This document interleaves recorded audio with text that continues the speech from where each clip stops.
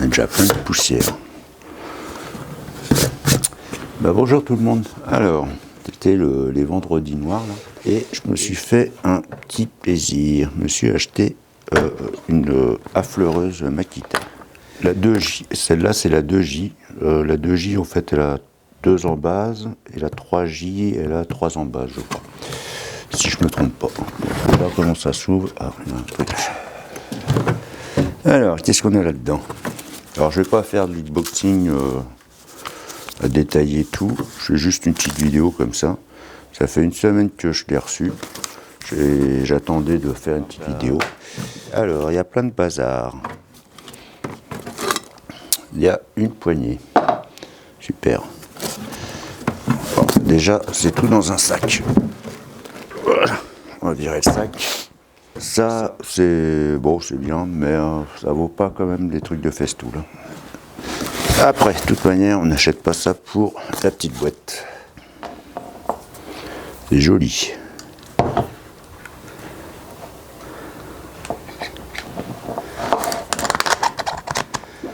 Déjà, on sent que c'est un peu plus qualitatif parce que moi j'avais celle-là. Alors, c'est pas une Makita, c'est genre Vevor, un truc comme ça. Et ça peut... Alors, elle marche très bien. Hein. Le seul problème, c'est que ça sert plus assez. Et quand on fait un trou, enfin quand on affleure, hein, et ben la base, elle bouge en fait. C'est pour ça que je voulais en racheter une, parce que c'était un petit peu galère, quoi. Et là, avec les vendredis noirs, là, il y avait une super promo. Donc elle m'a pas coûté très cher, dans les 160, je crois. Et de plus, moi je voulais absolument, c'était l'embase pour faire défonceuse. Parce que par exemple, pour faire les queues d'aronde sur le gabarit que je vous ai présenté l'autre jour, je pense que c'est bien plus pratique et bien assez puissant pour faire des queues d'aronde. Là, un tout petit écrou qu'on va laisser là-dedans parce que je sais pas à quoi il sert. Ça doit être des bagues à copier. Ouais. Bon, par contre, il faut démonter les vis pour les mettre. Pas terrible. Et là, il y a une bague à copier pour ça. Non. Alors, peut-être sur l'autre en base. Ouais. Non plus. Une bague à copier. Par contre, il faut enlever les vis pour la mettre. Ouais, bon. À la rigueur, il y a ça, là, qui est... Il y a Yann qui fait une vidéo justement de ce petit objet, qui en parle beaucoup mieux que moi. Donc il y a un petit guide parallèle, 2 clés,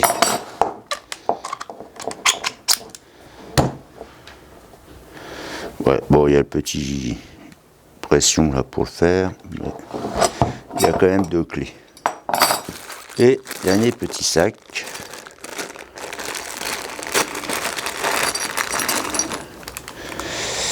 Ça.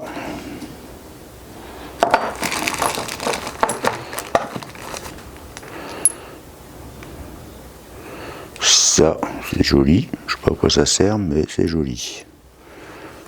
Peut-être pour mettre là. Ouais, ils sont un peu rades hein, si c'est pour faire ça.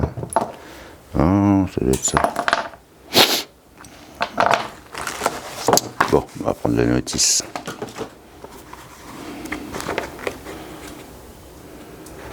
Ouais. Ah, voilà. Visiblement, c'est pour ça, hein. Toc, toc, toc, toc. Voilà, c'est comme ça.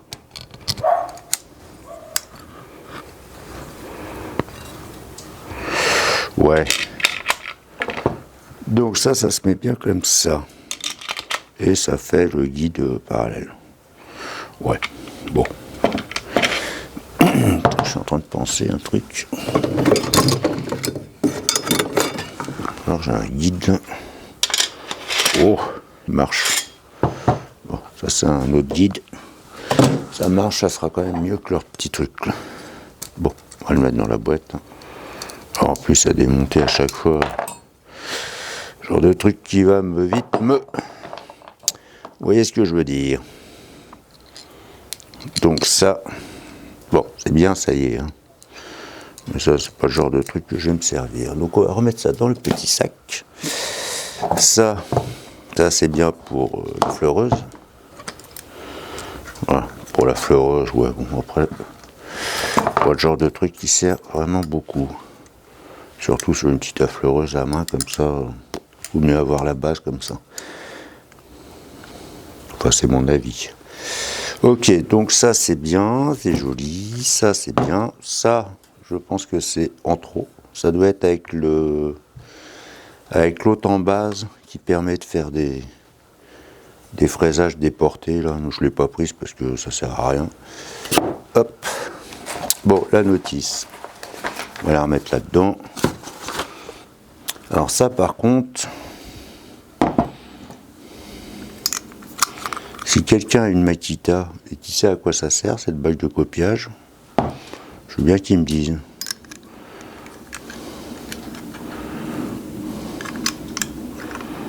Parce que là, je vois pas trop où ça peut aller, ça.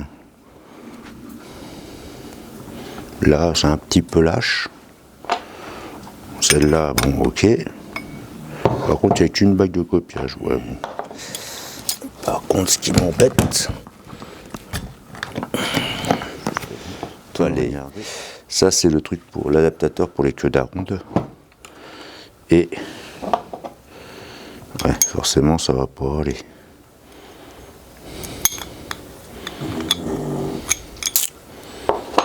Mince. Oups.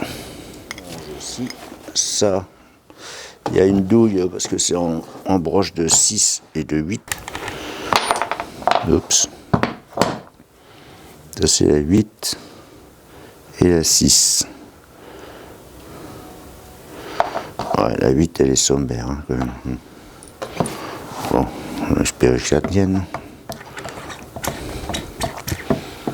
Alors, j'ai une fraise, là. Oh.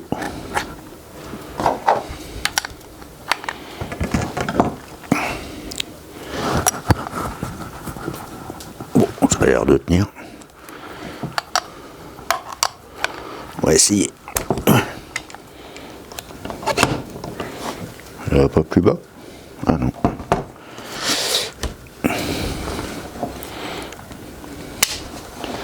Bon, je le fais à l'envers hein, pour vous, mais... Hop là.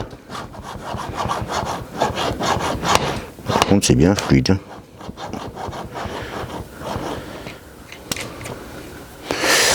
Ouais, bon. Ça reste une affleureuse adaptée en défonceuse quand même. Hein. On va faire un petit essai sur une petite planche que j'ai trouvée là. C'est une petite planchette. Hein. Bon, j'ai quand même mis un serre-joint. Bon, de base, je pense pas qu'elle va bouger. Mais bon. Alors, on va essayer de faire avec un guide, avec leur guide. Là. Alors, le premier truc que j'ai vu par contre, c'est que quand on met le guide au maximum, là, on n'arrive pas à dépasser l'axe en fait de la fleureuse. Voilà. Alors qu'avec un autre guide, je pense celui-là par exemple, hein, qui je pense va être celui que je vais utiliser tout le temps. Voilà.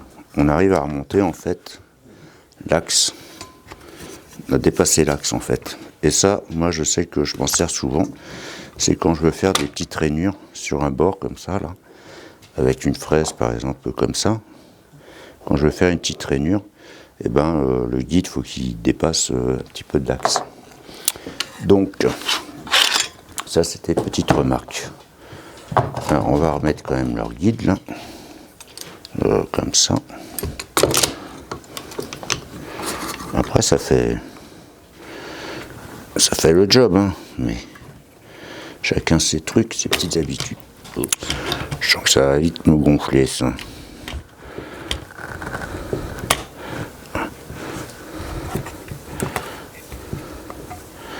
Bon, après c'est pas une défonceuse, hein. Ça reste quand même une petite petite affleureuse avec une embase de défonceuse. On va mettre une petite fraise. Alors, je n'ai pas branché. Alors, profondeur. On va pas faire profond, c'est juste histoire de s'abuser. Hop.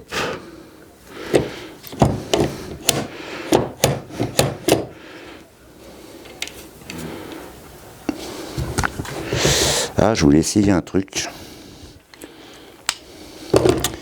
Sur l'autre affleureuse, j'avais le souci, c'est que quand il y avait une coupure de courant, et des fois j'en ai, ça se remettait en route. On va essayer. Je vais la tenir quand même. Oh, un petit voyant vert. Alors, ce que je disais, c'est des fois, je suis en train de faire et il y a une coupure de courant et après je passe par débrancher. On va essayer un truc. Là, elle marche. Une coupure de courant. Le courant revient. Ah, et elle redémarre pas. Elle clignote rouge. Ah, ça c'est bien par contre, parce que l'autre, bon, ça va, j'avais l'habitude, mais je me suis fait déjà avoir et c'est un petit peu galère. Et là, c'est bien, ça remet. Ça, c'est pas mal.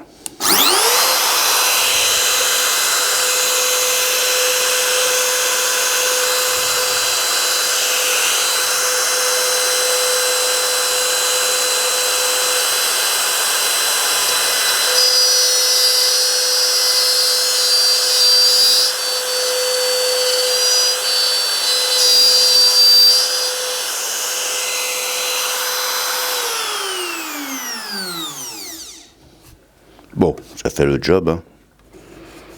C'est clean. Ça fait jouer quand même. Il y a un truc qui est bizarre aussi, c'est l'interrupteur. L'interrupteur sur la défonceuse, on l'a. Il y a la sécurité, et après démarrer, et là, il faut aller sur le côté de chercher. Mais bon, ça, c'est une question d'habitude. Et il y a aussi un truc, c'est le câble sur la défonceuse. Je vous montre. Sur la défonceuse, il part en haut. Et c'est vrai que là, pour allumer et éteindre, c'est quand même plus pratique. Bon, après, ça reste, que je dis, une affleureuse modifiée en défonceuse. Bon, ça, c'est pas mal. Qu'est-ce qu'on va essayer? Ah oui, je voulais essayer...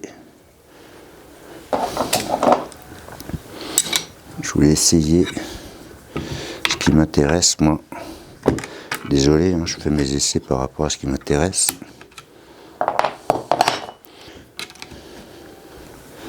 Donc là, je mets une fraise un peu plus grosse. Alors, il n'y a pas de double déverrouillage comme sur les défonceuses. Défonceuse, vous savez, quand vous déverrouillez, après il faut tourner un peu et redéverrouiller. Là, il n'y en a pas. Il n'y a qu'un simple verrouillage. Bon, c'est un peu normal. Par contre, ça, je sens que ça va finir dans la boîte que je ne mettrai jamais. Alors, je vais juste me caler pour pas attaquer le guide quand même. Ouais, bon, on va faire comme ça. Oh. Ah non, c'est dans l'autre sens. Ça change un peu quand même, hein.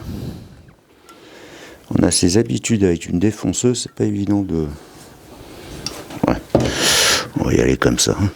Histoire de... Vous voyez ce que je disais, en fait, j'ai tellement l'habitude de faire la gâchette là que de faire là, c'est bizarre.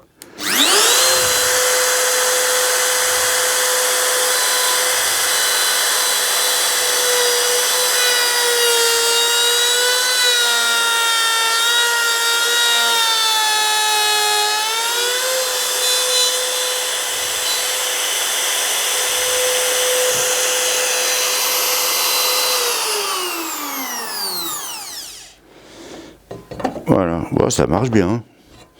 Parce que honnêtement, c'est pas des fraises de champion et ça coupe nickel. Ça va bien. Donc c'est pour ça que j'aime bien un guide comme ça qui dépasse l'axe, c'est pour faire ce genre de choses. Après on pourrait le faire aussi avec ça. Mais ça passe pas sur la truc comme ça passe seulement sur l'embase, celle-là. On pourrait le faire parce que ça dépasse de l'axe, donc on pourrait faire le truc. Mais, ouais.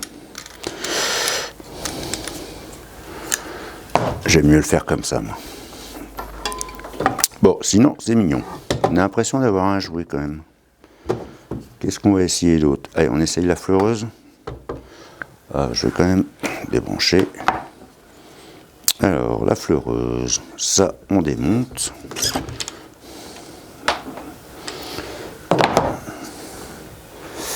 La fleureuse, on met ça. Donc ça, on l'enlève. Défaire ça avant.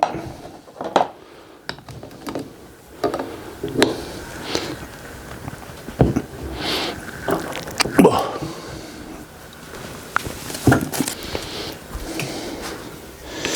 On va prendre des deux clés.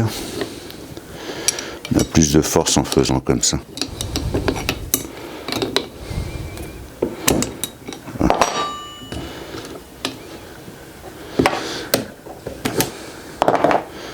Mettre une fraise à 45. Ça a l'air de tenir par contre, hein. Ça c'est bien. On rebranche.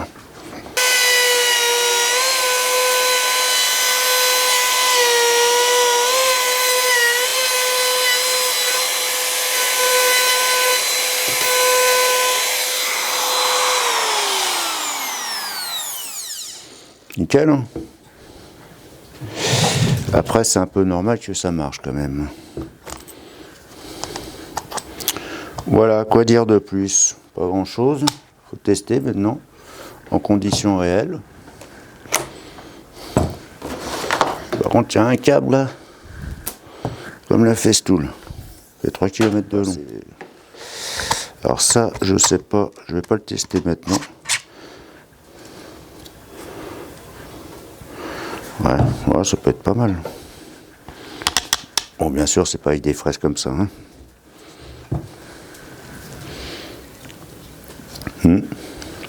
Bon, par contre, il faut une règle derrière.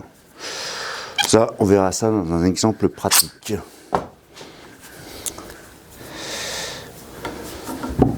Donc, je voulais regarder. Ouais, ça c'est bien usiné. Par mon ancienne, là. Ouais. On voit bien les différences, hein. Bon, après...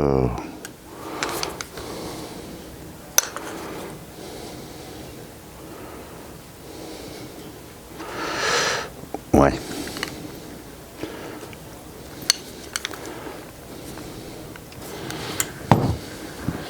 Bon, c'est quand même mieux usiné l'intérieur, c'est plus fini, quoi, on va dire. Mais celle-là, pour le prix que je l'avais acheté, le nombre d'années que je l'ai et tout ce que je lui en ai fait voir, elle s'était défendue pas mal. Allez, on va faire sa petite retraite. Enfin non, on va pas faire sa retraite parce qu'en fait ça va me permettre d'avoir des fraises de 45, des fraises arrondies sur une, etc., etc. Ça c'est bien par contre, hein. Ça c'est vachement bien, hormis leur truc là, ça qui fait un peu caille. Là il y a une petite habitude à avoir.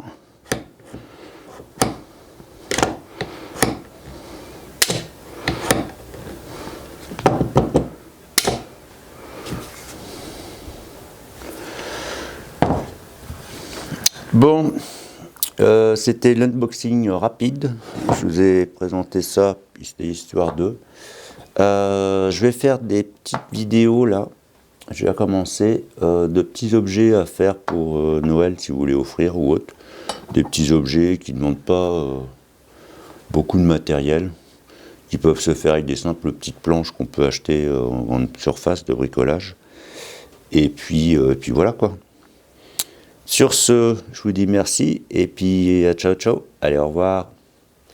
Bon, ça, on va mettre dans la boîte. Je m'en servirai pas. Ça, ok.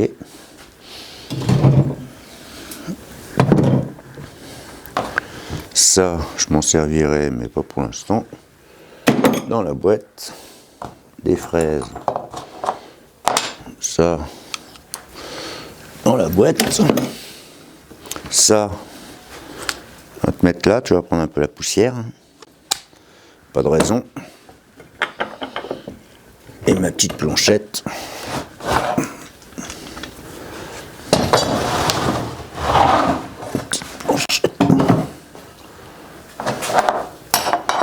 Ça, on va les mettre là sur l'étagère. Ça, je vais caler ça. Ah bah tiens, vous êtes encore là. Faut que je fasse des petites étagères French Lip, comme ça je pourrais poser un peu des trucs là. Parce que j'ai plus de place à poser dessous, c'est un véritable bazar. Ouais, faut que je fasse ça, tiens. Ouais. Allez.